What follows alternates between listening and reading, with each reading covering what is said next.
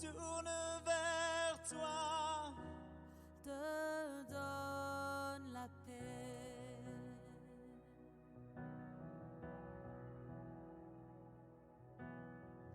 Dieu te bénit et te garde, il rayonne sur toi, il t'accorde sa grâce, ton Dieu se tourne vers toi, te donne paix.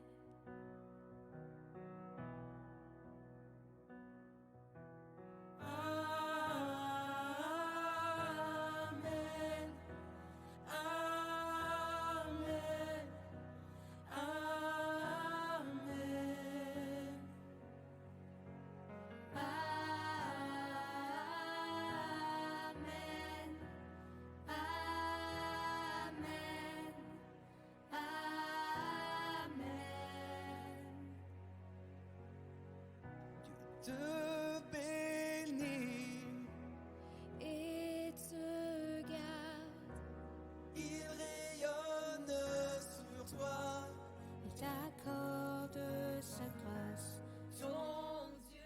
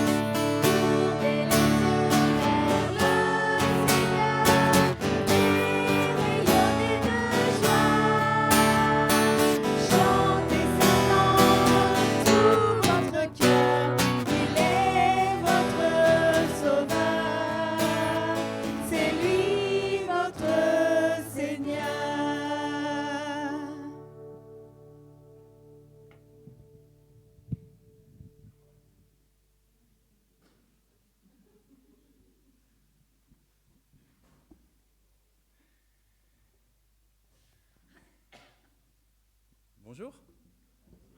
Bienvenue. Je vous invite à vous asseoir. On aura le temps de se lever pour le temps de louange, pour faire notre entraînement, pour que notre corps tout entier soit disponible à Dieu. Je vous invite pour que, avant que notre corps soit disponible à Dieu, que notre esprit soit disponible au Seigneur. Donc je vous invite à prier.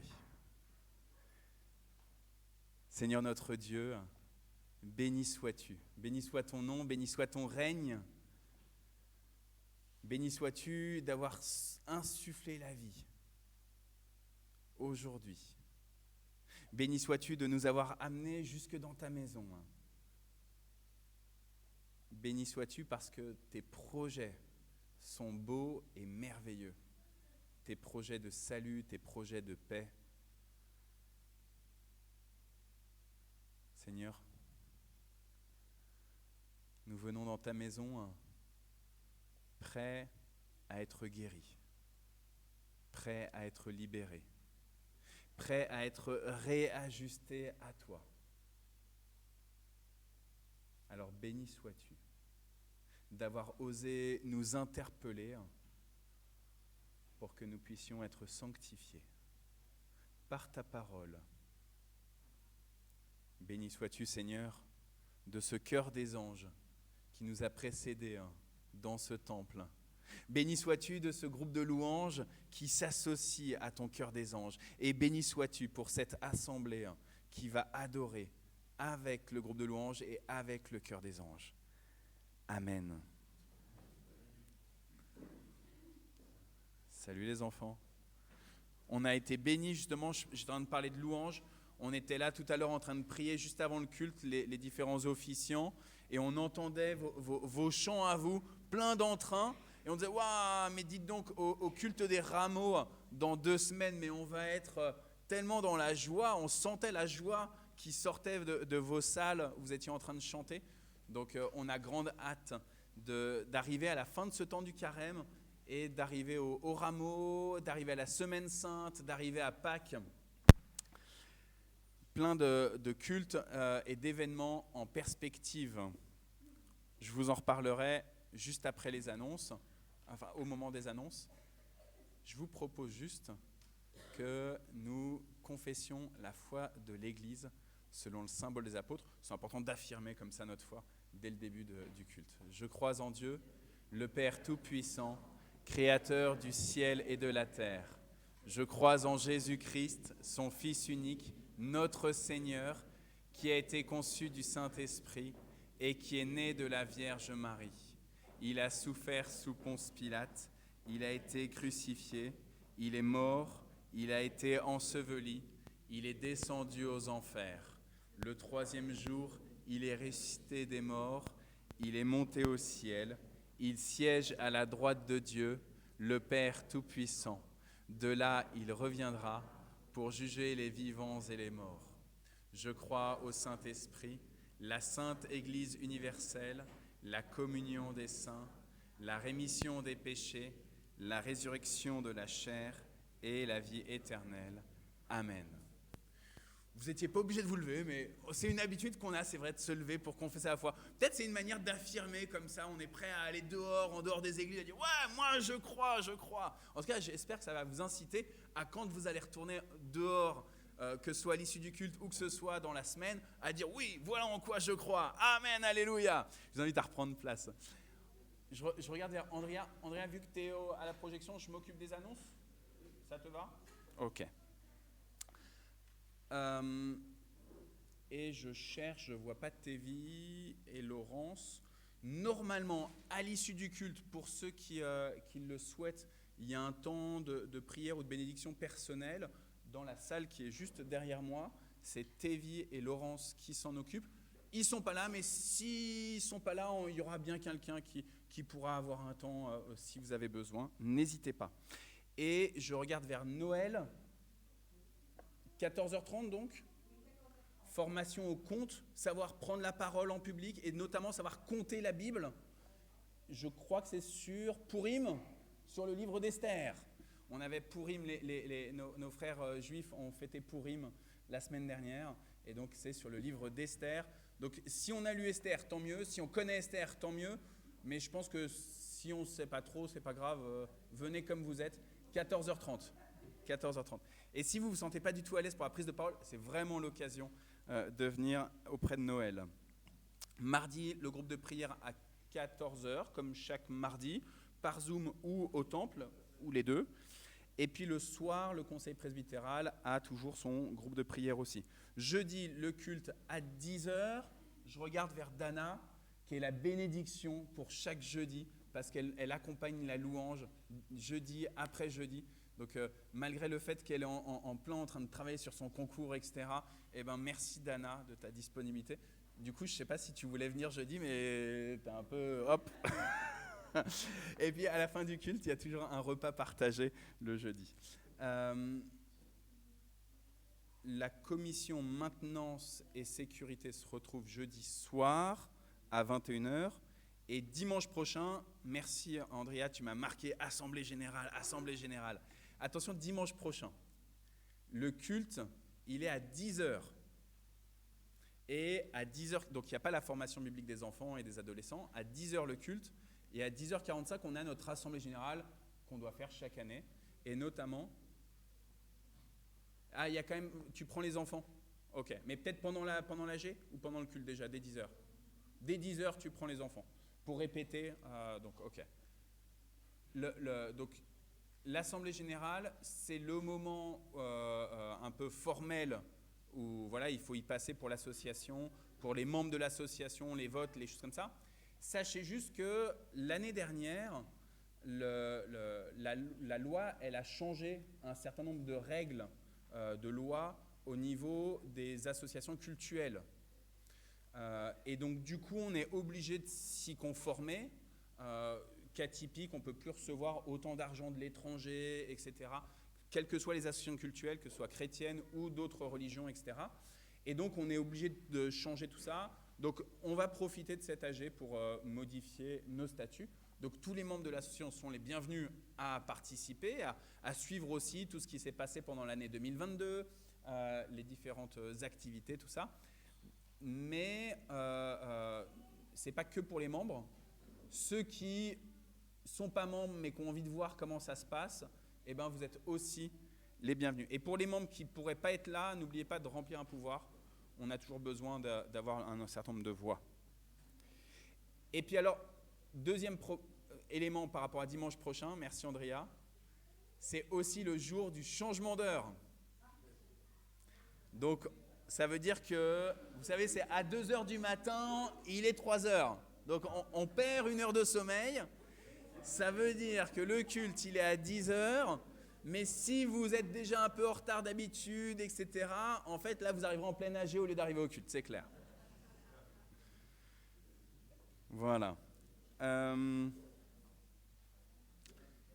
Et alors, je vous donne déjà aussi quelques éléments pour la semaine suivante et la semaine d'après. Parce qu'en fait, on arrive à la fin du carême. Donc, on va approcher du dimanche des Rameaux, qui sera le 2 avril, du dimanche de Pâques, qui sera le 9 avril.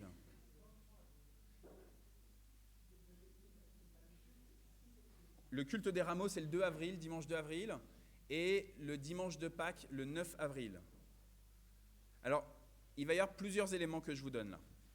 D'abord, je vous ai parlé que des caméras de France 2 allaient venir au temple pour faire un reportage sur nous pour l'émission Présence protestante. Et bien, elles vont venir justement pendant cette semaine sainte. Donc, ça veut dire qu'à partir du samedi, juste avant le dimanche des Rameaux, le samedi 1er avril, il va y avoir des caméras de France 2 qui vont venir, qui vont prendre en vidéo un certain nombre de nos événements, que ce soit la réunion du conseil presbytéral, que ce soit différentes activités, le partage biblique, qui sera le samedi exceptionnellement, au lieu d'être le dimanche. On bouge un tout petit peu nos habitudes aussi pour qu'ils puissent en fait filmer et avoir des images d'illustration pendant l'ensemble du reportage d'une demi-heure.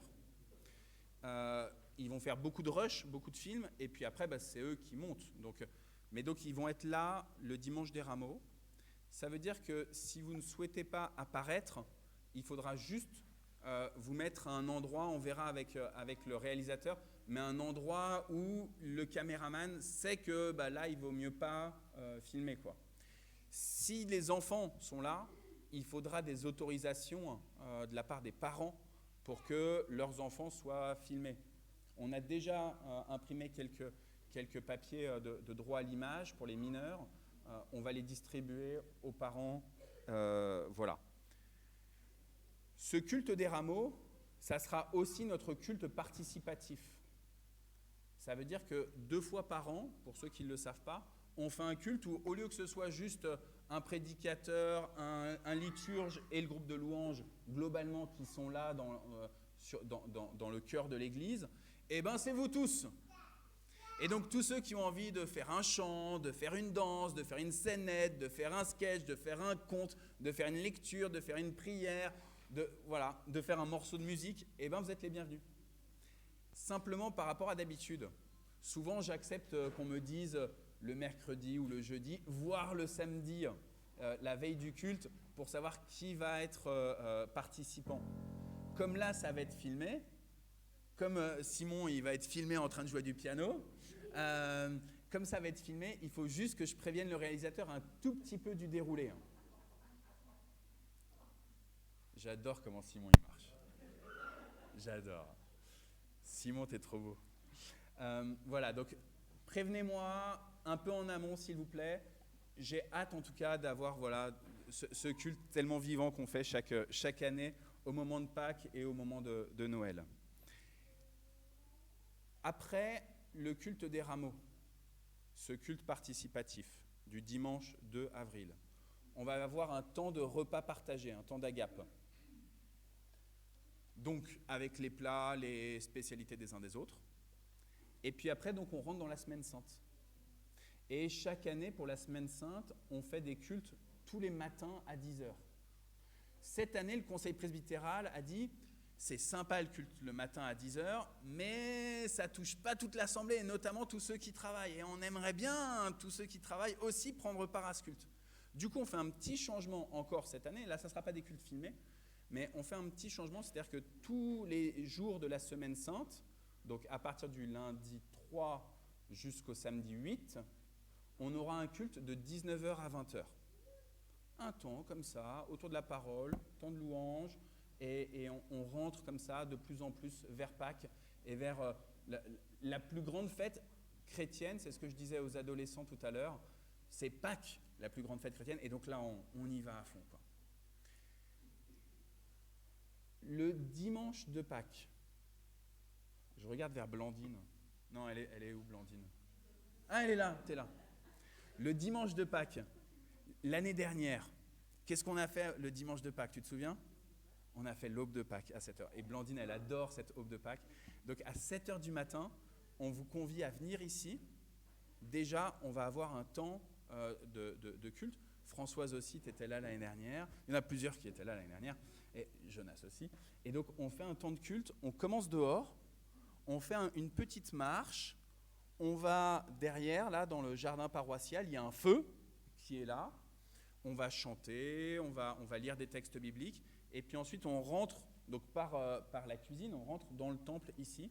Et on termine notre culte ici.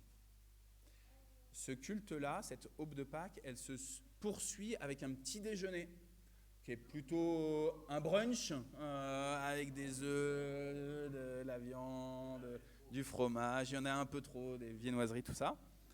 Et puis après, on a le culte de Pâques à proprement parler. Ce culte de Pâques, il y aura un baptême, il y aura le baptême d'un bébé. Vous savez que dans notre église, on baptise à la fois des adultes, on fait des présentations d'enfants, mais il y a des familles aussi pour qui c'est important, un baptême d'enfants, et on accueille aussi cette grâce-là. On a plutôt tendance à dire faites des baptêmes de personnes qui confessent, mais si vraiment c'est important pour vous, on accompagne aussi. Et là, on va faire le baptême de la petite Anastasia. Alors je regarde, Victoria, elle est pas là. Vous savez, Anastasia, c'est la fille de Victoria, qui est cette femme ukrainienne qui a quitté pendant la guerre là-bas, qui est venue ici chez Michel et Nathalie, et qui en fait était enceinte de son mari. Donc son mari Il vit encore là-bas en Ukraine. Il n'a pas eu l'autorisation même de venir quand elle a accouché, Victoria. Donc il n'a jamais vu de ses yeux sa fille en dehors de WhatsApp. Et on va célébrer le baptême donc, de la petite Anastasia. Pour moi, c'est vraiment un sujet d'action de grâce, en fait. Et de dire, ben voilà, Dieu, il connaît cette petite fille avant même que le papa biologique puisse la connaître, la reconnaître. Voilà. Je m'arrête sur les annonces. Je regarde vers Andrea. On s'arrête là, c'est déjà long. Hein. Donc, voilà. Est-ce que, les filles, est-ce qu'il y en a deux qui veulent bien faire les offrandes? Je vous laisse faire. Vas-y, tire. Vas-y. Bah, allez-y les gars, si vous voulez. Mais juste, on essaye, voilà, parce que j'ai beaucoup parlé. J'aurais dû vous demander avant. Je suis bête à chaque fois. Je devrais vous demander avant.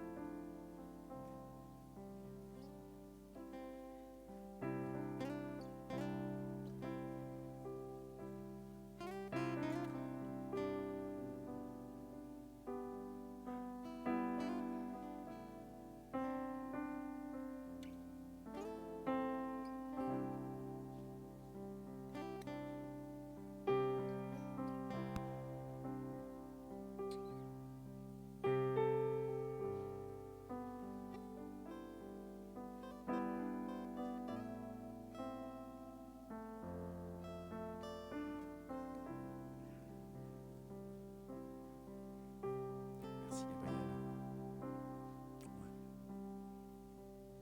Ouais. Merci Tia.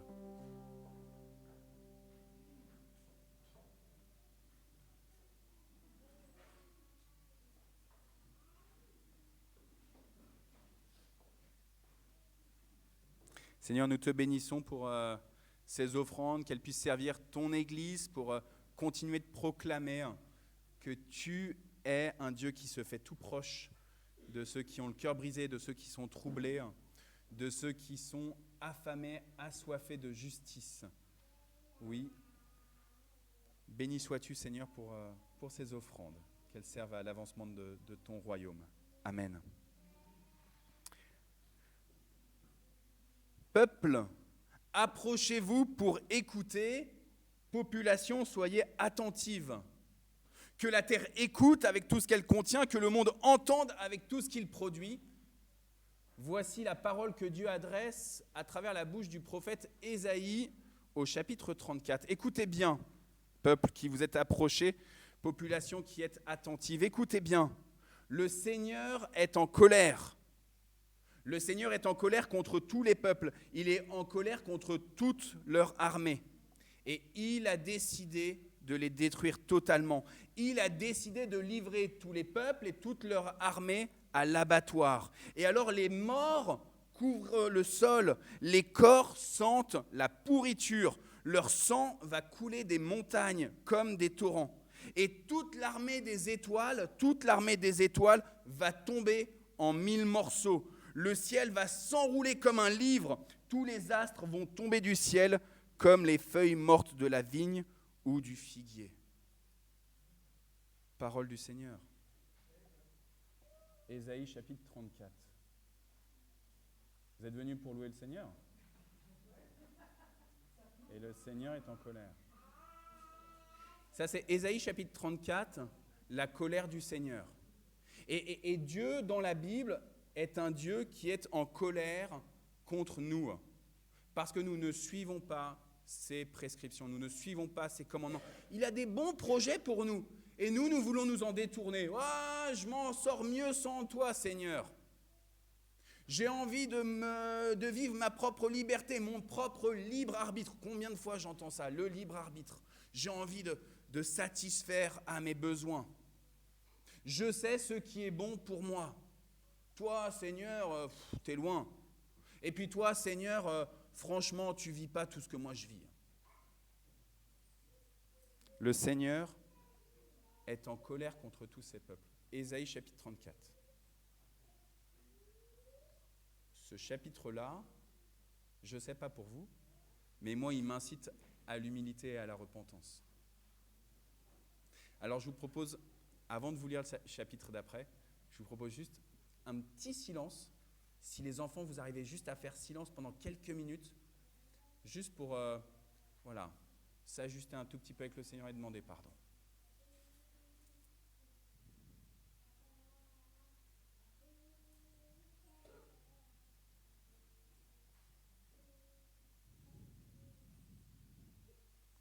Seigneur notre Dieu, nous comprenons ta colère, ton ardente colère.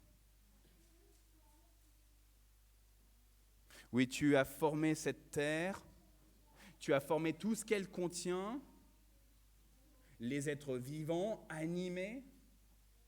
Tu as formé aussi tous les êtres non vivants. Et nous ne respectons pas ta création. Nous ne nous respectons pas les uns les autres. Nous ne te respectons pas. Nous suivons nos propres voies. Et nous croyons même, trop souvent, que nous agissons selon ta volonté, alors que nous n'écoutons que notre voix.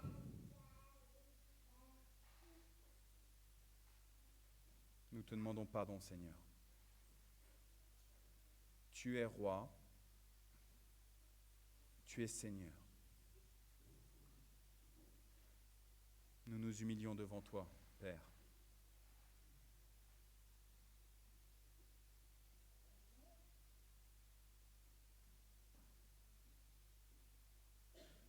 Pardonne-nous.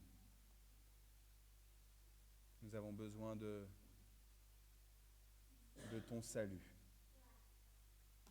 Nous avons besoin de guérison. Nous avons besoin de réconciliation.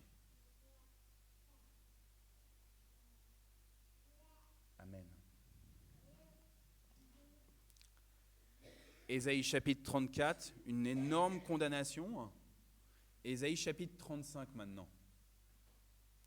Désert et terre sèche, soyez dans la joie. Région sans eau, réjouis-toi et fleuris.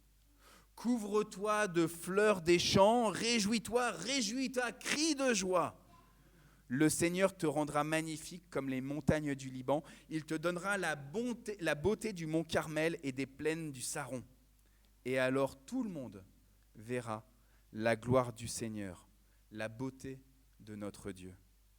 Redonnez de la force aux bras fatigués, rendez plus solides les genoux tremblants. Dites à ceux qui perdent courage, soyez forts, n'ayez pas peur.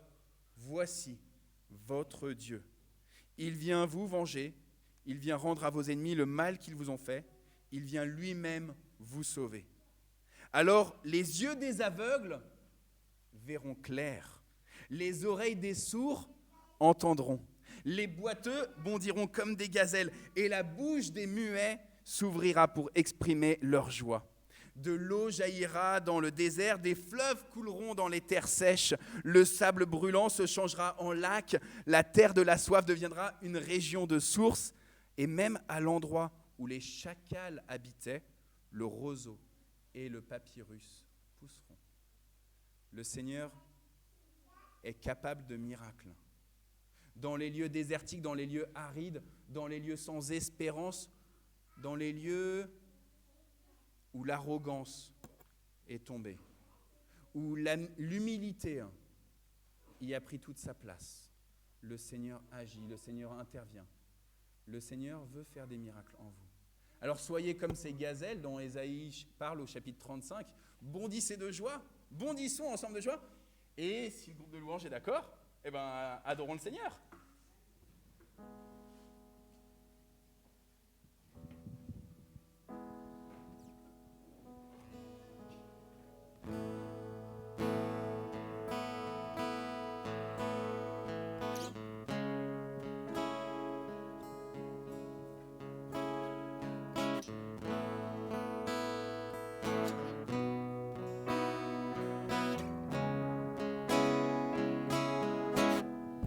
Comme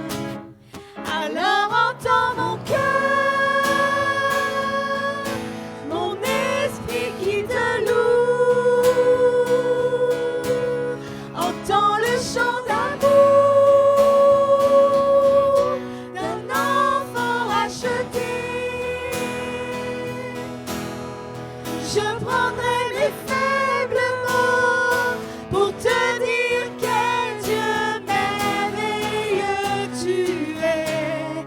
Et je ne pourrai pas te dire combien je t'aime, alors entends mon cœur.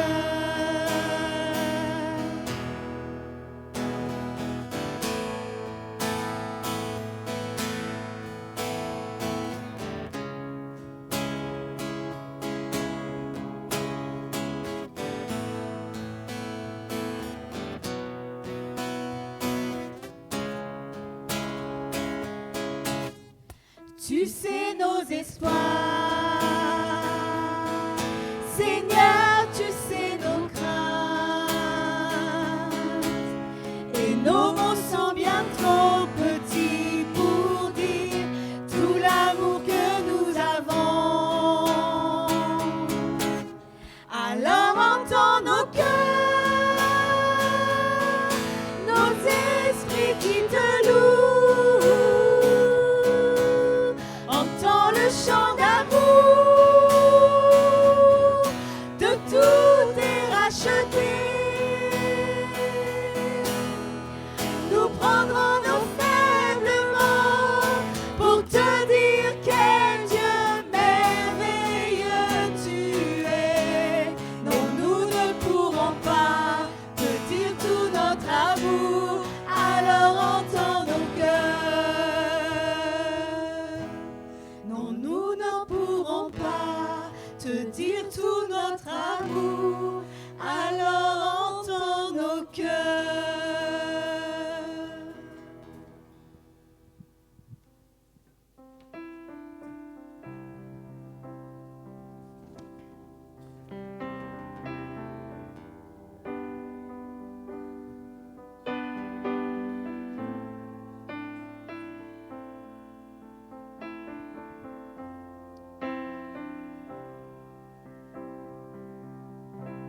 Si la lune me glace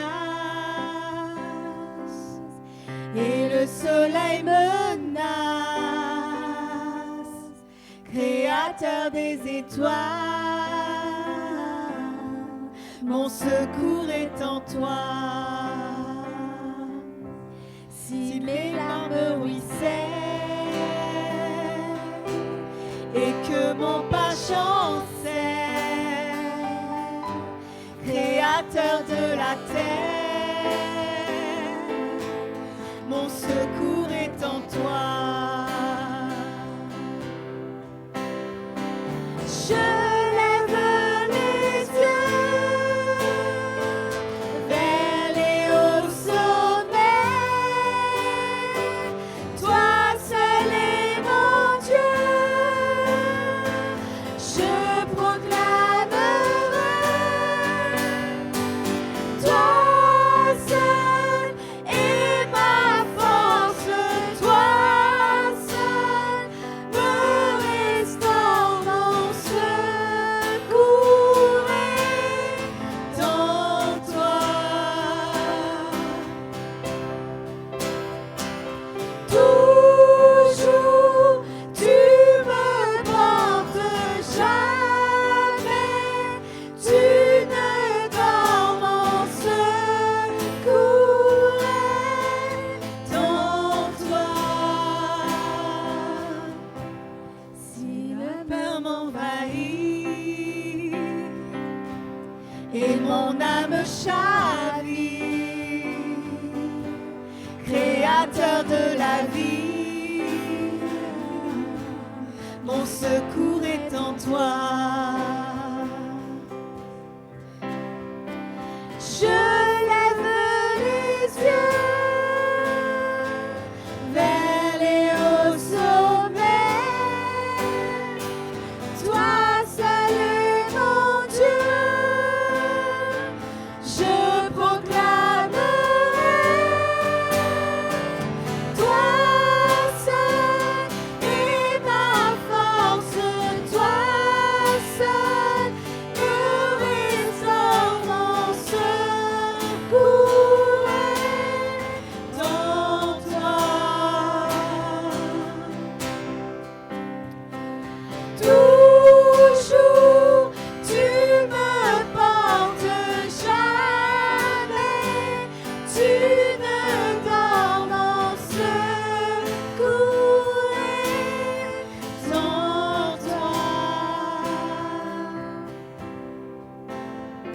ta victoire, mon espoir, ton chemin, mon destin, ton salut, mon refuge, tout est en toi. Ta victoire, mon espoir, ton chemin, mon destin, ton salut, mon refuge, tout est en toi. Ta victoire, mon espoir, ton chemin, mon destin, ton salut, mon refuge, tout est en toi. Ta victoire, mon espoir, ton chemin, mon destin, ton salut, mon refuge, tout est en toi.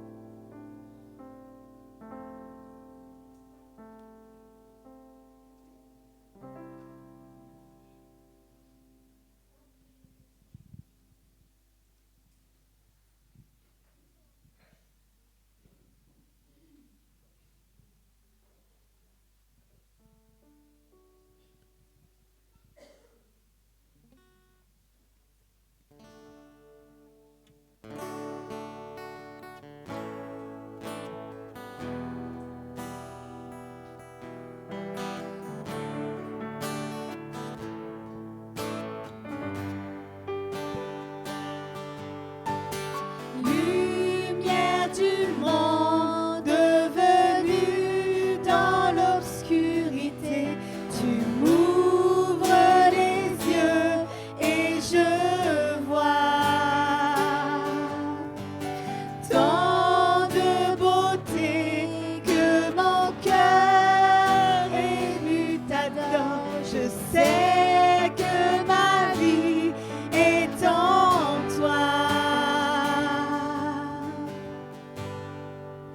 Et me voici pour louer, me voici à tes pieds, me voici pour dire tu es mon Dieu. Car tout en toi est beauté, tout en toi est grandeur, tout en toi est merveilleux pour moi. Toi, éternel, élevé au-dessus de tout, ta gloire resplendit dans le ciel. Tu es venu humblement sur cette terre, tu t'es donné par amour. Et me voici pour louer, me voici à tes pieds, me voici pour dire tu es mon Dieu. Car tout en toi est beauté, tout en toi est grandeur, tout en toi est merveilleux pour moi. Je ne pourrais imaginer le prix payé pour mon péché. Non, je ne pourrais imaginer le prix payé pour mon péché. Et me voici pour louer, me voici à tes pieds, me voici pour dire tu es mon Dieu. Car tout en toi est beauté, tout en toi est grandeur, tout en toi est merveilleux pour moi.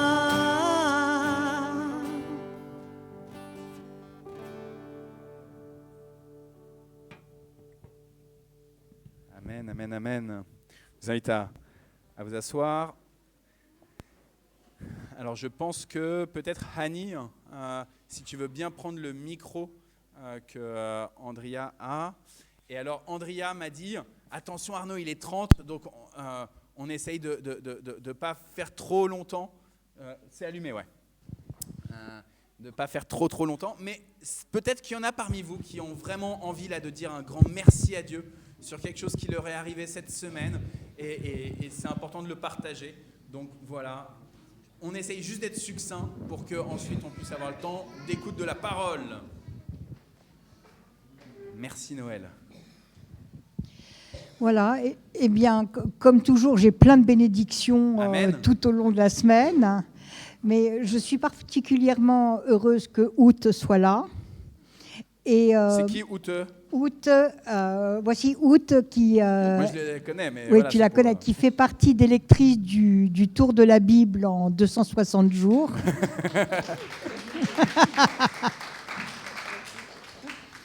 Et vraiment, cette lecture de la Bible quotidienne, on forme une communauté numérique autour de la parole, et c'est très chouette.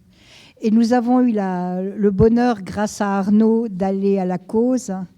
Et j'étais encore jamais allée à la cause matériellement. Et vraiment, c'est une grande et belle œuvre dont nous pouvons être vraiment reconnaissants. Et ça nous a permis, en plus de rencontrer personnellement d'autres participants à Joël, oui, d'autres participants au Tour de la Bible en 260 jours, et de voir Hélène et voilà. Mathieu, enfin d'autres personnes, et c'était vraiment chouette. Donc, alléluia et merci. Amen. Et en même temps que Hani, j'allais juste dire, donc pour ceux qui ne connaissent pas, le Tour de la Bible en 260 jours, c'est un projet de la Fondation La Cause qui est porté par plusieurs églises aussi, plusieurs communautés, dont la nôtre. L'idée, c'est donc en 260 jours d'avoir lu entièrement toute la Bible. On a commencé le 2 janvier, on va aller jusqu'à mi-septembre. Et on peut rejoindre, en fait, c'est pile poil ce que j'allais dire, même si vous avez un certain nombre de lectures un peu en retard, c'est pas grave, vous pouvez rejoindre le mouvement. Il suffit juste d'envoyer un email à hélène@lacause.org. C'est la responsable du service handicap visuel, parce que c'est porté au départ par le service handicap visuel, où du coup, les aveugles, concrètement, ils ont besoin qu'on leur lise la Bible, et une association suisse qui s'occupe aussi des personnes malvoyantes, qui s'appelle la Mission évangélique Braille, et donc c'est ces deux associations qui font ça. N'hésitez pas, il y a la grande affiche avec la montgolfière là-bas derrière, avec les infos. Nathalie. Une toute petite anecdote pour dire que le Seigneur, il est dans ma vie tout le temps, tous les jours. Et notamment, je suis partie me promener à pied avec ma petite fille qui était à vélo. Je n'avais pas mis le casque. Et puis, on est arrivé dans une descente. Elle est partie, elle ne freinait pas. Et il y avait un tournant, elle a disparu de ma vue. Et j'ai été folle d'angoisse. J'ai vraiment dit, Seigneur, je t'en supplie, freine-la, arrête-la. Et en passant le tournant, j'étais avec Victoria qui était avec son bébé dans le ventre, qui est partie en courant. Et puis, le Seigneur a bien fait les choses parce qu'elle a fini par s'arrêter. Là, vraiment, j'ai remercié. J'étais dans la louange. Dieu nous protège. Merci. Amen. Invoquez le nom du Seigneur et je vous sauverai. Je vous entendrai. Voilà, je dois dire merci Seigneur qu'il m'utilise. J'ai un problème d'urologie et j'étais à la polyclinique de Mantes-la-Jolie.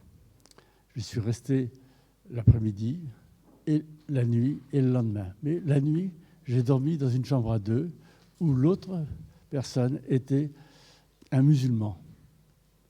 Eh bien, je lui ai parlé de la Bible, je lui ai parlé des prophéties concernant la fin des temps, et après, je lui parlais de l'enlèvement de l'Église.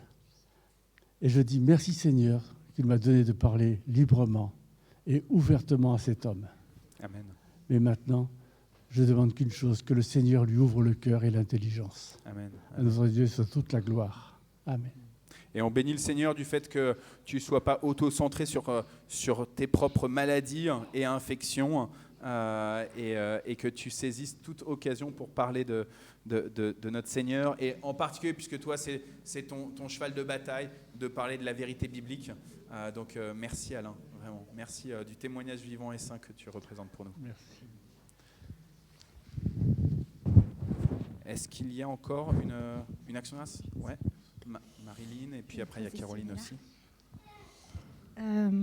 Moi, je voudrais remercier tous mes frères et sœurs qui ont prié pour ma mère.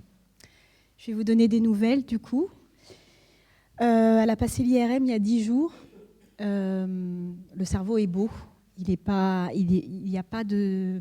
La substitution de Alzheimer a été écartée. Elle a un angiome tumeur bénigne au cerveau. Je ne sais pas où exactement. Mais c'est ce qui pourrait un peu expliquer les troubles cognitifs. J'en saurai plus avec le rendez-vous du neurologue. Mais voilà, je remercie le Seigneur parce qu'il m'épargne toujours de choses où moi je panique dès le premier diagnostic, où je me dis dans quelle aventure je pars. Alors c'est sûr, elle aura besoin de moi, elle aura besoin d'équipement, de personnes qui sera autour de moi. Mais je me voyais vraiment déjà écarter ma vie pour m'occuper d'elle en ce qui concerne Alzheimer. Et on sait que Alzheimer, c'est très compliqué. On met sa vie un peu entre parenthèses pour s'occuper de nos parents. Et je voudrais le remercier. Je voudrais le remercier aussi pour ce matin. J'ai retrouvé mon groupe de louanges. Je ne vous cache pas la joie et le bonheur que j'ai de louer avec eux et avec vous tous. Amen. Voilà. Je pense qu'on parlait tout à l'heure dans le chant des angoisses, si la peur m'envahit, etc. En fait, on a tous des angoisses. La question, c'est qu'est-ce qu'on fait de cette angoisse ? Et est-ce qu'on la partage avec des sœurs et des frères pour élever la voix vers le Seigneur ? Et alors, il y a juste Caroline aussi, Hani, qui levait la main. Et là, c'est ce que tu as fait, en fait, Marilyn. Donc, merci. Vas-y, Caroline. Moi, j'ai 2 nouvelles. Le premier pour mon neveu. J'ai demandé à certains d'entre vous de prier pour lui parce qu'il vit un divorce très difficile. Son ex-femme voulait le voir dans la rue. Elle a dit, lui, l'informaticien qui a travaillé pour les plus grandes entreprises, donc, elle voulait le voir dans la rue, dans un refuge pour sans-abri, comme ça il n'aurait plus accès à son fils. Et elle semblait réussir parce que mon neveu n'écoutait personne. Il attendait que le Seigneur vienne en personne l'aider. Il refusait tous les mains tendues. Dieu merci, ses yeux s'ouvrent, il commence à accepter de l'aide. Il est à l'abri dans un appartement et vendredi, il a pu accueillir son fils. Je l'ai vu en vidéo, il va mieux, son fils est heureux, il n'est pas à la rue. Gloire à Dieu. Amen. Donc tu nous en as annoncé 2, ouais. Ça, oui, c'est 2. une. Ouais. Le deuxième, c'est pour une amie musulmane. Je suis toujours, c'est cette personne qui a fait de moi une bonne chrétienne en me montrant ce que c'était le pardon, ce que c'était aimer son prochain. Et son fils cherchait un stage. Il a dû abandonner 2 formations parce qu'il n'y a pas eu de stage. Et mardi, lors de la réunion de prière, Arnaud a mentionné que Michael travaille pour une entreprise informatique. Donc j'ai saisi le ballon bon, j'ai dit, bon, je vais demander quand même. Et j'ai demandé à Michael s'il pouvait proposer un stage. Il dit, d'accord. Il faut que le jeune me contacte. C'était fait. Dieu merci. Il a eu son stage. Après maintes refus, et il commence demain. Merci, Michael. Gloire à Dieu. Amen. Amen. Merci, Caroline. Et puis, je pense que, je regarde vers Andrea, je pense que ce sera le dernier témoignage. J'imagine qu'il y en a qui sont frustrés, je suis désolé. Vas-y. Bien, merci. Je voulais rendre grâce à Dieu qui m'a permis encore de fouler une fois de plus le seuil de ce temple. Je voulais témoigner pour toute la grâce dont j'ai été gratifié par notre Seigneur, pour les frères qui ont une bonne mémoire. J'étais avec vous ici, il y a exactement, je crois, 5 mois, au mois d'octobre, et plus précisément, C'est ça, ouais. le 29 octobre de l'année dernière. En effet, je suis tombé malade, très malade, et je reviens du Congo-Brazzaville. Je suis tombé malade au mois de juillet, très malade. Et pendant 4 mois, j'ai suivi une série d'examens qui n'ont rien montré. Et le Seigneur a touché le cœur de mon patron, qui a organisé le voyage en France pour un meilleur suivi. Je suis arrivé en France le 25 octobre. Et en quittant mon pays, le Seigneur avait mis 2 versets bibliques qui étaient des promesses. Il m'a dit, « Je suis ton Dieu qui te guérira de toutes tes maladies. » Amen. Et il a ajouté, « Ne crains point que tes mains ne s'affaiblissent point, car ton Seigneur, ton Dieu, est au milieu de toi, Amen. et il fera de toi un sujet de joie. » Amen. Je n'ai jamais cessé d'invoquer le Seigneur en lui rappelant ces 2 promesses. Je suis arrivé ici, j'ai demandé à ma famille de m'amener le premier dimanche ici parce que je voulais remettre mon sort entre les mains de Dieu. Et c'est ce qui a été fait. Nous avons été ensemble ici le dimanche 29 octobre. Mon frère Arnaud m'a dit, « Frère, soyez confiants, nous allons continuer de prier pour vous. » Amen.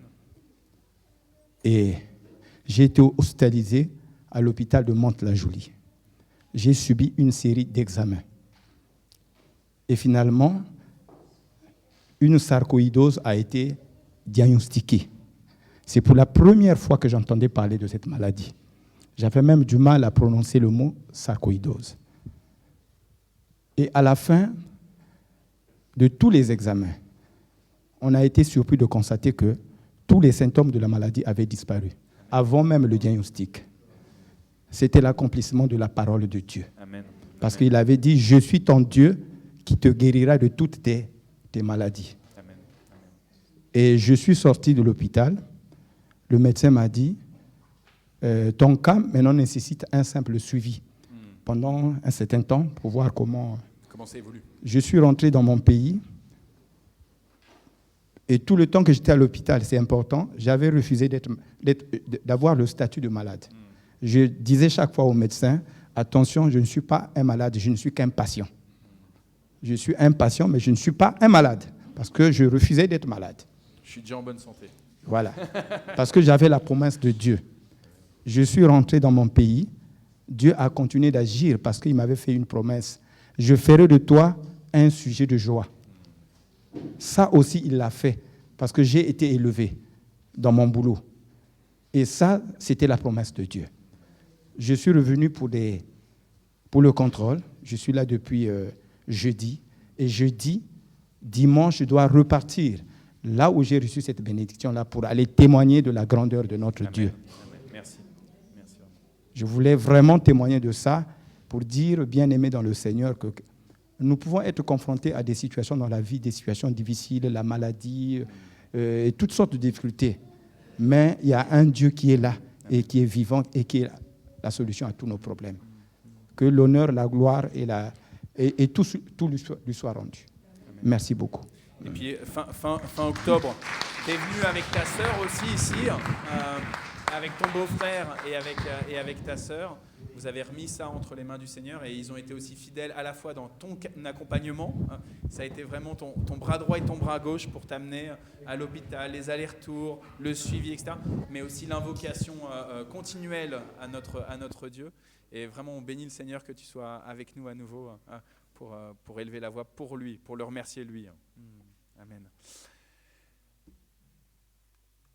Isabelle me fait signe. Si les enfants, vous avez envie d'aller prendre un moment encore j'imagine encore de chant, notamment en vue du culte des rameaux. Et j'invite Marie-Christine, sinon, pour la prédication de l'Évangile. Merci ma sœur.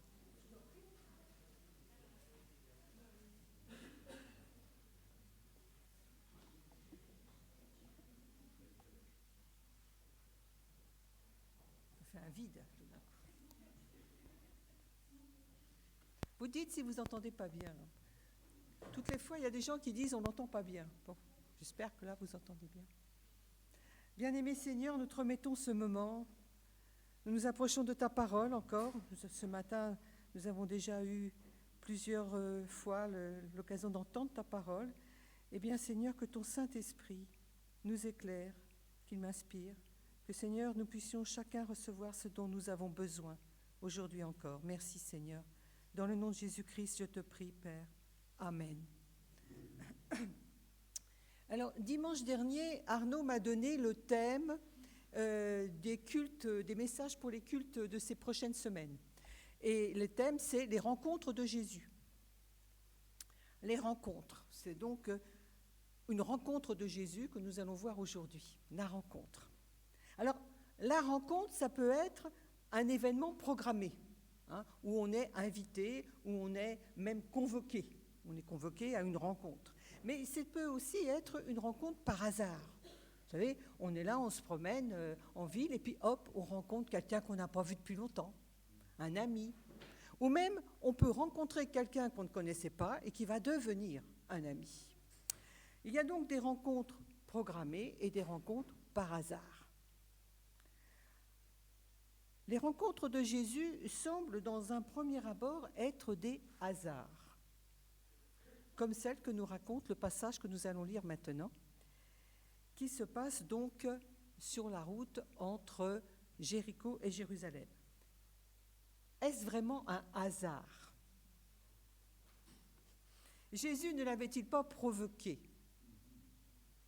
Ne le voyait-il pas d'avance? Le passage se trouve donc dans l'évangile de Marc, qui est déjà affiché, du verset 46 à 52. Donc, Jésus et les apôtres sortent de Jéricho. Ils arrivèrent donc à Jéricho, et lorsque Jésus en sortit avec ses disciples et une assez grande foule, le fils de Timée, Bartimée, mendiant, aveugle, était assis au bord du chemin. Il entendit que c'était Jésus de Nazareth, et il se mit à crier: « Fils de David, Jésus, aie pitié de moi !» Plusieurs le reprenaient pour le faire taire, mais il criait beaucoup plus fort: « Fils de David, aie pitié de moi !» Jésus s'arrêta et dit: « Appelez-le. » Ils appelèrent l'aveugle en lui disant: « Prends courage, lève-toi, il t'appelle. » L'aveugle jeta son manteau et, se levant d'un bond, vint vers Jésus. Jésus, prenant la parole, lui dit: « Que veux-tu que je te fasse ?» « Rabouni, lui répondit l'aveugle, que je recouvre la vue. » Jésus lui dit: « Va, ta foi t'a sauvé. » Et aussitôt, il recouvra la vue et suivit Jésus dans le chemin.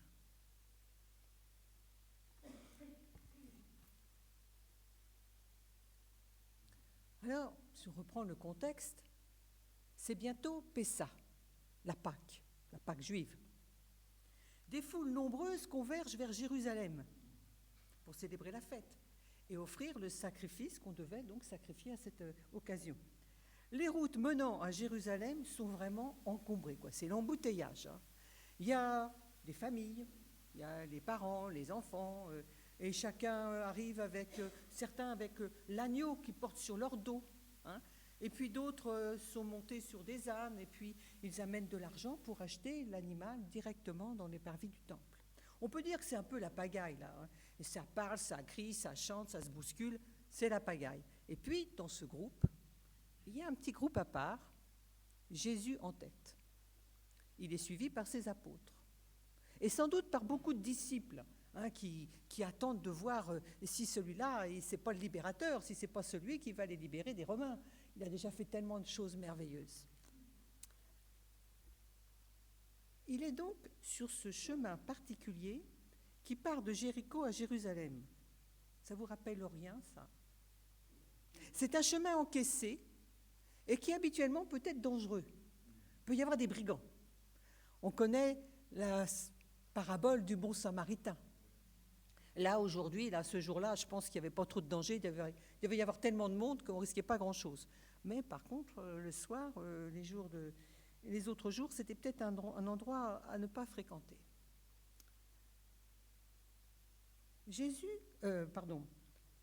Cette histoire que nous lisons donc dans l'évangile de Marc, elle est aussi relatée dans 2 autres évangiles, chez Matthieu et chez Luc.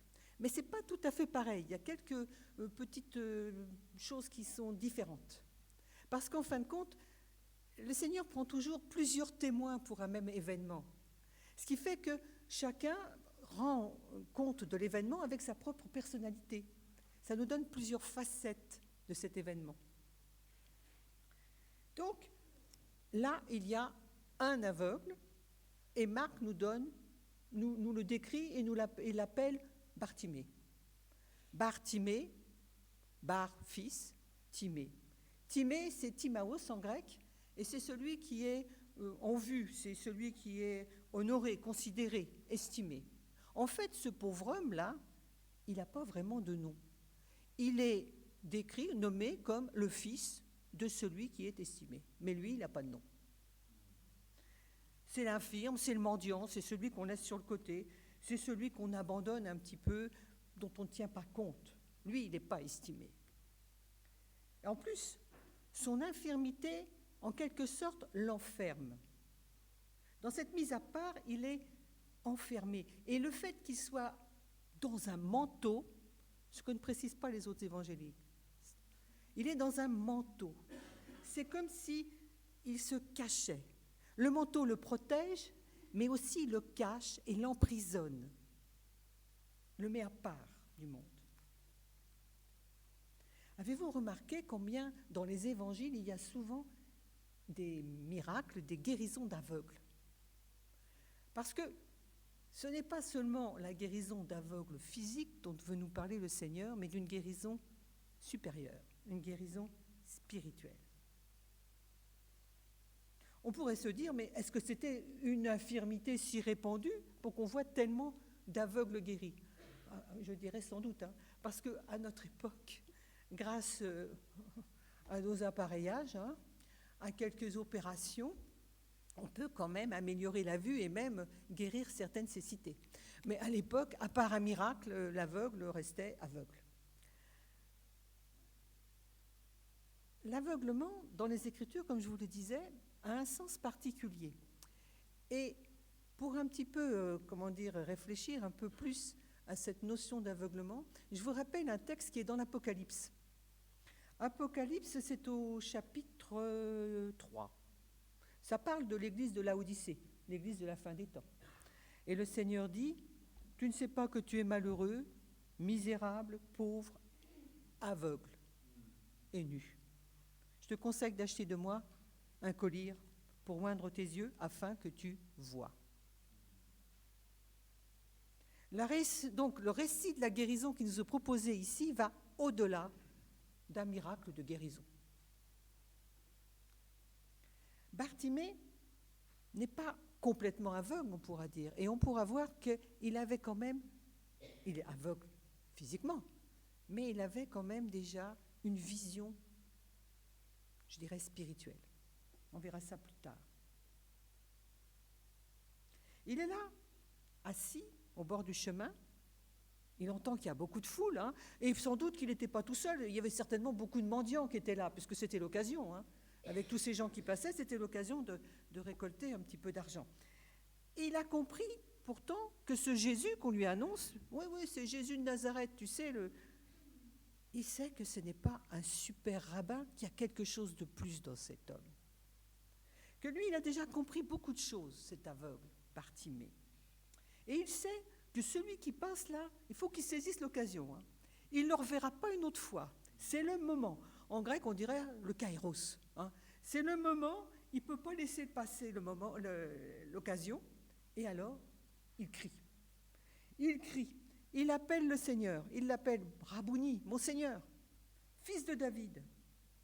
C'est-à-dire que là, en disant mon Seigneur, fils de David, déjà, il surprend les autres. Parce que le fils de David, pour tous les Juifs qui sont là, c'est le Messie. C'est celui qu'on attendait, c'est celui que les prophètes avaient annoncé. Alors, fils de David, c'était un peu fort. Et puis, en plus, il crie. Il crie trop fort et il dérange tout le monde. Pourtant, il devait y avoir déjà du bruit, mais alors lui, il est vraiment dérangeant. Alors, on veut essayer de le faire taire. Son cri dérange, c'est pas correct. C'est pas dans la ligne des choses. On doit se tenir, même si on est aveugle. Cette prière de Bartimée, je pense un petit peu, comme on dit toujours, les cantiques sont choisis un peu au hasard, sans connaître trop le... Et puis ça tombe toujours très bien. Ça tombe toujours très bien. Bartimée crie désespérément, en quelque sorte, au secours. Au secours, Seigneur, mon Seigneur, aie pitié de moi. Et depuis la profondeur de sa misère, il crie. Ce cri, c'est une prière. Notre ami congolais nous a parlé justement de cette prière qu'on peut faire du fond de la souffrance, de l'angoisse, de l'inquiétude. On peut se trouver dans ces situations-là. Un petit peu comme cet aveugle qui était là, emmitouflé dans son manteau, caché, comme vous savez les animaux quand ils sont malades, quand ils sont blessés. Moi, mon chat, il se mettait sous le lit. Je veux dire, on se cache dans la souffrance, le deuil. Et on ne peut parler à personne quelquefois. Quelquefois, même les conseils, les amis, les gens qui vous diront « on comprend », c'est trop. On voit avec l'histoire de Job, où ses amis, enfin quand même, ils passent des jours avec lui, ils sont quand même des amis quand même sympas, on va dire. Mais ils ne savent pas le consoler. Ils ne savent pas le tirer de ce malheur, de cette souffrance dans laquelle il est. Alors, quand ces souffrances deviennent intolérables, on pourrait abandonner le Seigneur. On pourrait lâcher sa main. Ne voyant pas la guérison, ne voyant pas la délivrance, voyant qu'un être aimé continue à plonger dans la maladie. On pourrait dire, mais il ne répond pas, il n'entend pas. Et où est Dieu?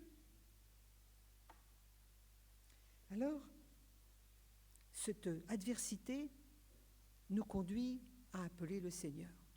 Si vous vous rappelez, on est donc là sur la route qui va de Jéricho à Jérusalem. Et je vous ai rappelé cet épisode que nous rapporte l'Évangile, l'épisode du bon Samaritain. Sur cette même route, là, il y a un homme blessé, un homme qui est laissé pour mort. Alors, lui aussi, il doit appeler au secours, mais il ne va pas crier, parce que lui, il est pratiquement mourant. Il va murmurer, il va se plaindre, il va simplement appeler au secours. Donc la prière, elle n'a pas besoin d'être bien longue. Dans la grande souffrance, simplement crier à Dieu, au secours, help, aie pitié, ou Seigneur. Il y a un autre passage, je crois que c'est Ézéchias, qui est malade et qui se tourne contre le mur. Et là, tout doucement, on peut dire, il appelle le Seigneur au secours. C'est ça la prière, c'est simplement au secours.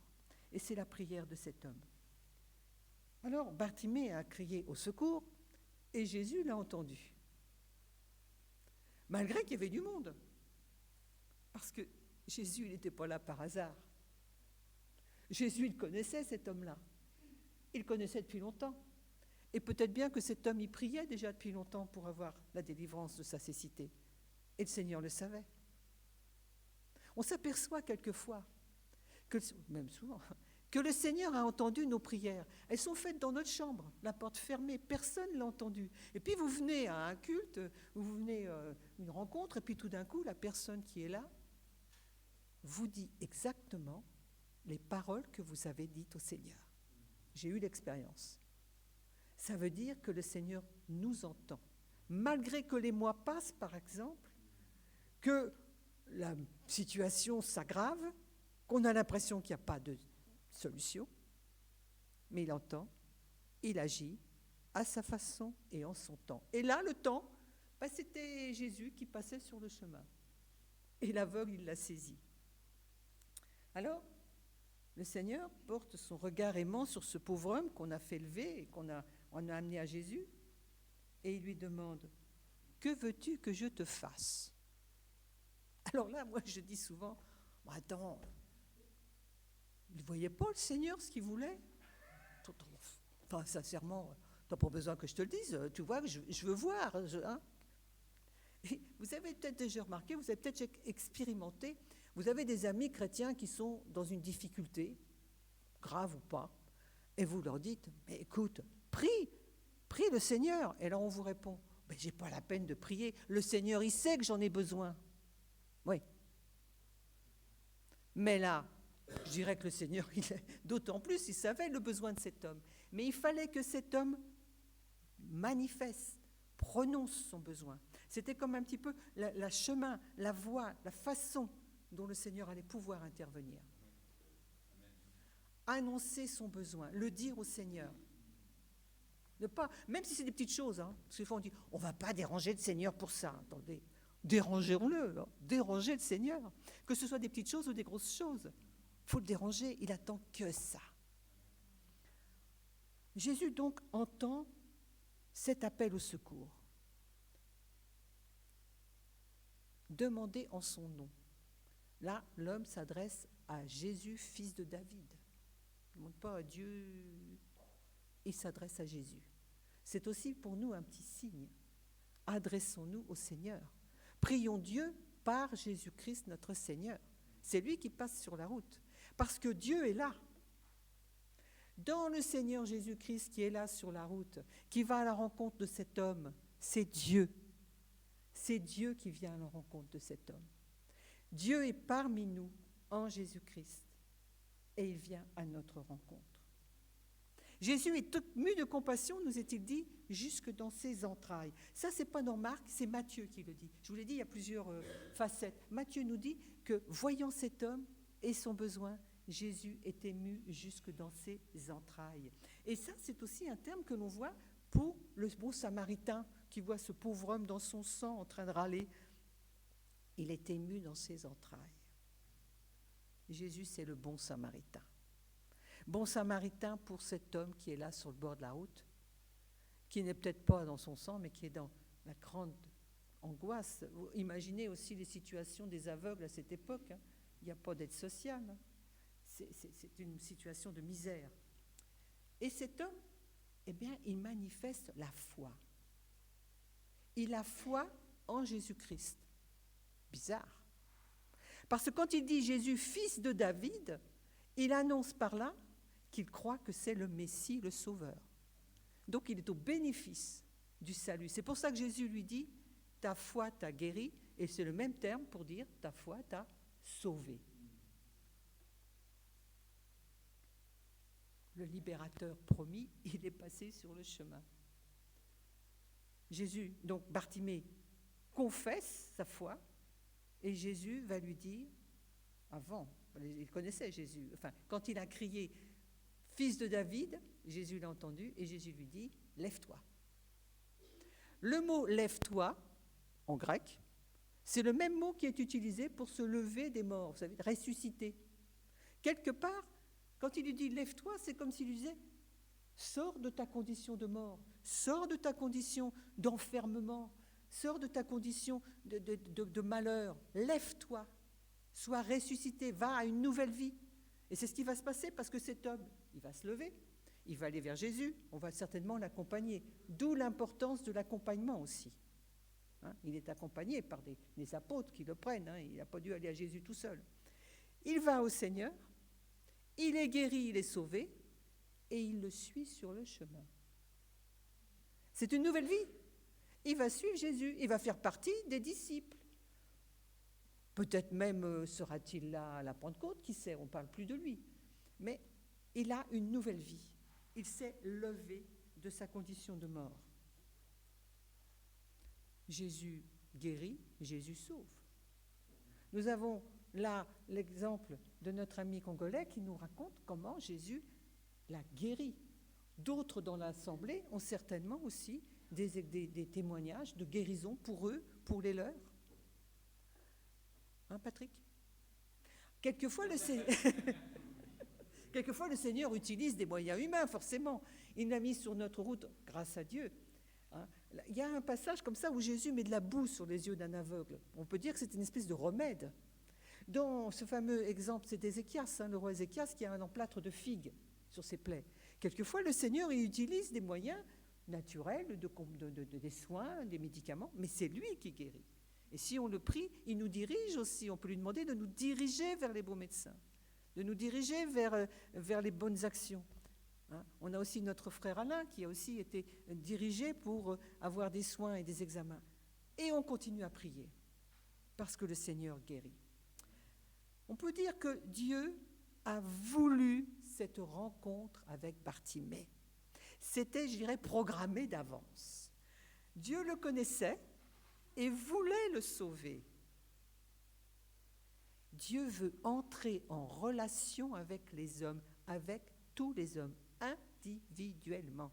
C'est le désir de Dieu. Pourquoi est-ce qu'il a créé l'être humain? Il pouvait rester tranquille tout seul là, parce qu'il voulait une relation avec l'être humain. Et cette relation, il faut être prêt à l'accueillir.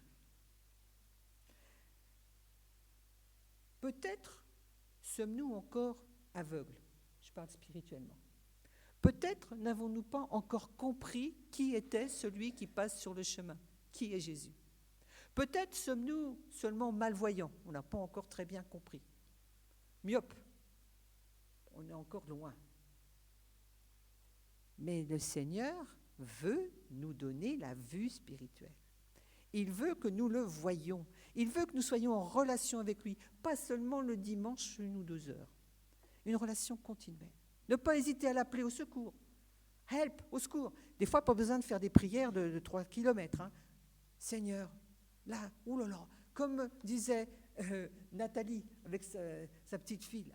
Oh Seigneur, ça a été quelques secondes, hein, Nathalie. Et puis, viens au secours. Et il est intervenu. J'étends mon bras d'en haut, dit la parole, il dit le chant. Et il a retenu le danger pour cette petite. Donc, toujours, et si on est en communion avec le Seigneur, si on ne l'abandonne pas, on n'est pas loin pour l'appeler. Hein, forcément, si on a fait un tas d'occupations, on est tout le temps, de temps en temps, oh le Seigneur, oui, oh Dieu, oui, oh, bah, oui, il existe. Non. Mais si on reste en relation avec lui, qu'on n'est pas trop loin, on n'est pas loin pour l'appeler au secours. Moi, j'ai eu un accident de voiture avec une camarade. On revenait d'une réunion de prière. On n'était pas loin, on venait de la réunion de prière. Ah. Et quand j'ai vu le poteau en face, Seigneur! Et je ne sais pas comment ça s'est passé, la voiture a tourné. On a pris le poteau de côté. C'était pas trop grave. Mais j'étais pas loin parce que je revenais de la réunion de prière. Mais quelquefois, on est un peu loin. Hein? Des fois, on est un peu loin, malheureusement. Alors, je pourrais dire à chacun de méditer ce que le Seigneur nous dit, aujourd'hui, d'autres fois, par la parole de Jésus. Il nous a parlé. Cette relation qu'il veut avec nous, il nous a donné la Bible pour qu'on puisse le connaître et entrer en relation avec lui, par la prière. Et je dirais, même si on se dit, je ne sais pas trop prier et tout, quelques mots, au secours Seigneur dans cette situation, j'ai besoin de toi. Qu'il vous bénisse, qu'il soit vraiment le cœur de nos vies, c'est ce qu'il veut, une belle relation avec lui et pas avoir peur de l'appeler au secours quand on a un souci, petit ou grand. Amen.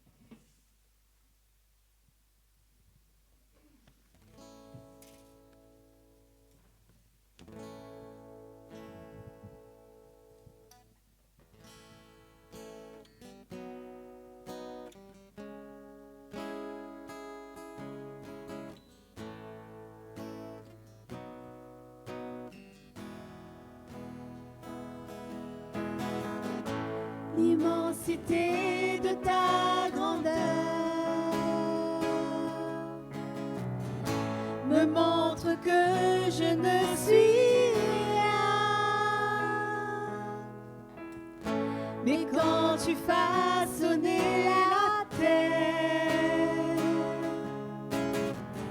j'étais déjà près de ton cœur. Tu m'aimais avant que je sois. Et pour moi tu as tout donné.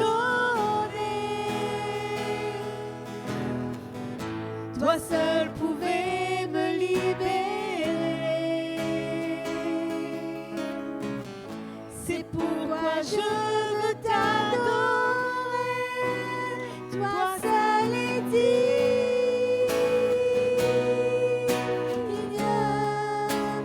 de recevoir louange et gloire pour l'éternité. Toi seul est digne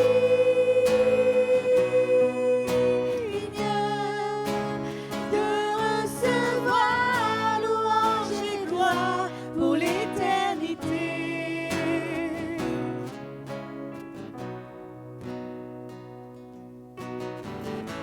Tu m'aimais qu'avant que je sois. Pour toi, je veux te donner. Toi seul pouvais me libérer. J'étais déjà près de ton cœur. Dans ta présence, je me tiens. Car tu as tout de dont j'ai besoin. La joie, la vie et le bonheur sont dans tes bras, mon Seigneur. Toi seul est digne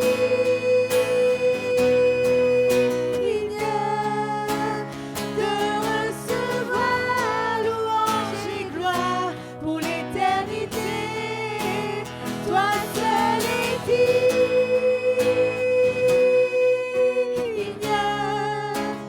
de recevoir louange et gloire pour l'éternité.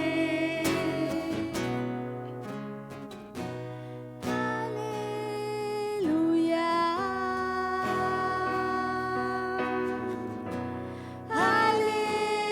Alléluia.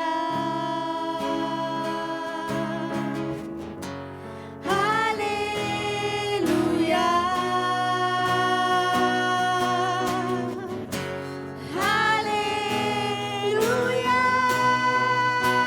Toi seul es digne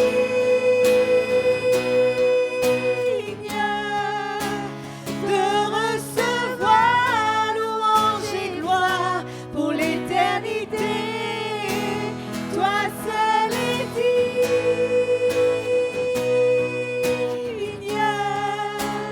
de recevoir louange et gloire pour l'éternité.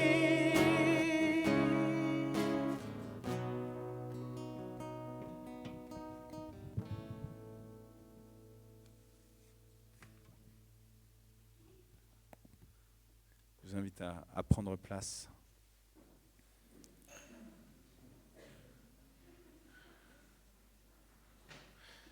Comme nous y a invité Marie-Christine avec cette méditation de la parole, on va prendre un temps pour prier en disant Seigneur, Seigneur, juste Seigneur.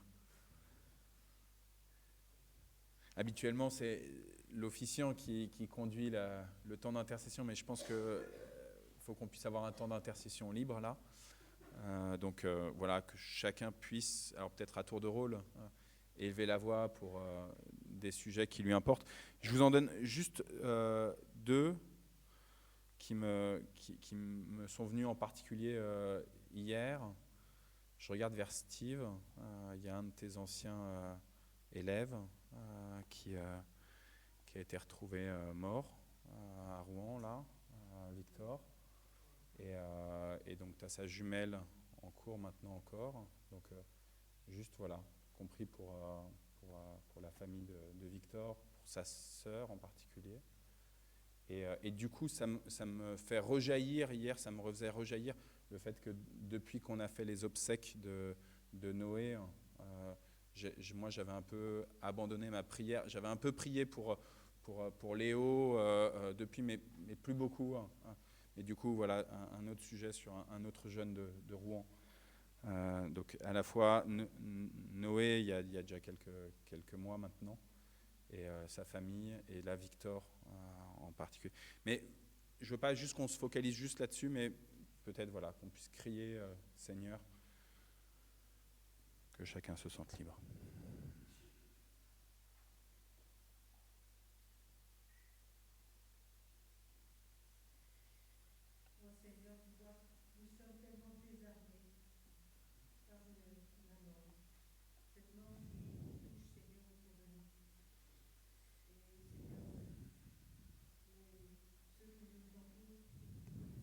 Mhm.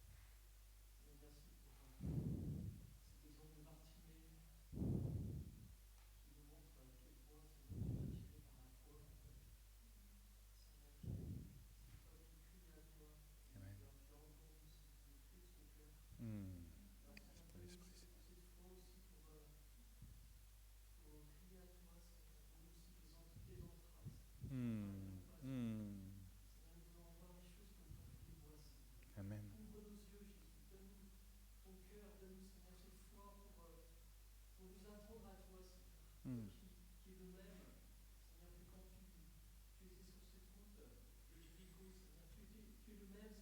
Hmm.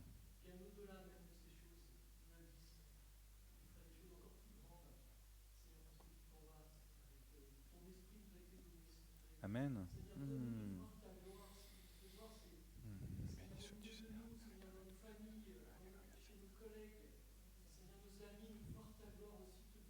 Hmm. Hmm. Nous aspirons à toi, Seigneur.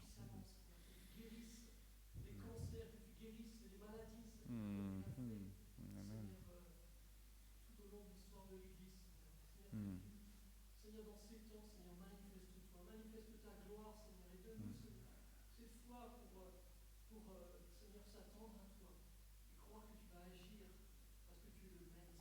Amen. Amen.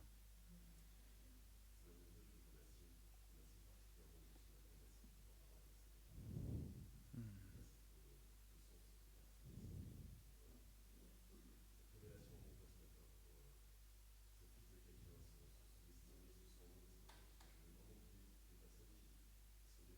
Hmm. Hmm.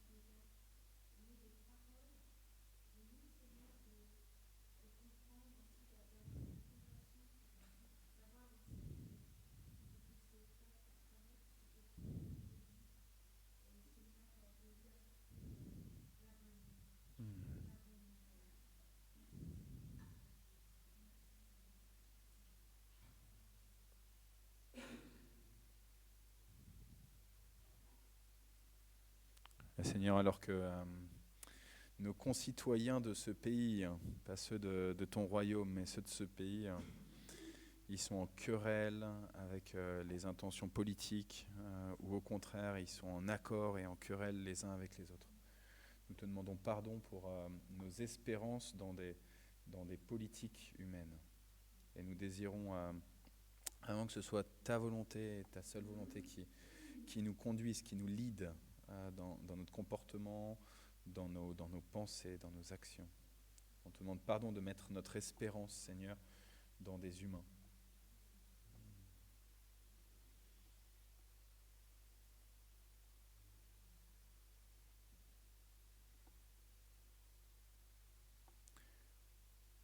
Et je vous invite ensemble à ce qu'on dise la prière que le Seigneur Jésus nous a donnée.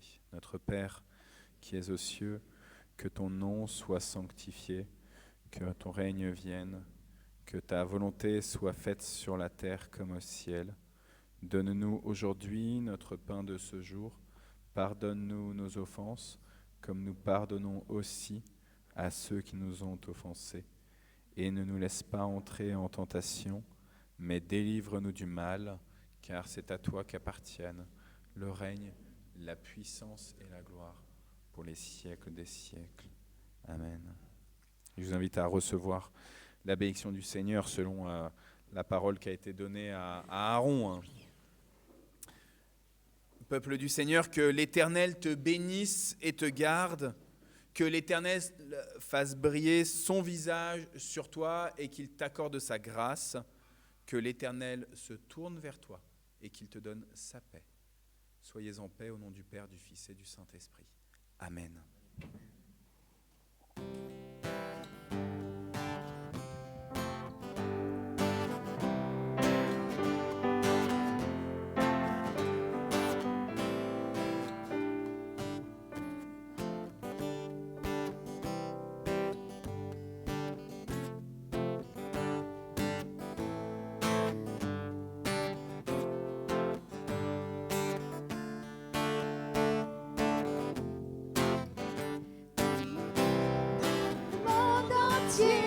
Tu es souverain sur chaque torrent des soleils couchants, mais mon seul désir, Seigneur, mon seul choix, dans ma vie soit toujours le roi.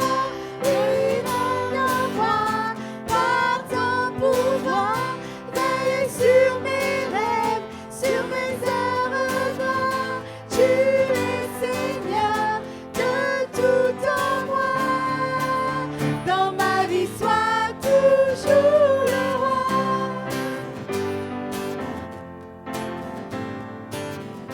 Dans chaque parole et chaque pensée, je veux refléter, Seigneur, ta bonté. Il n'y a rien au monde plus précieux que toi. Dans ma vie sois toujours le roi. Oui, règne en moi par ton pouvoir. Veille sur mes rêves, sur mes heures noires. Tu es Seigneur de tout en moi. Dans ma vie sois toujours le roi. Oui, règne en moi par ton pouvoir. Veille sur mes rêves, sur mes heures noires. Tu es Seigneur de tout en moi. Dans ma vie sois toujours le roi. Bon dimanche à tous, belle semaine.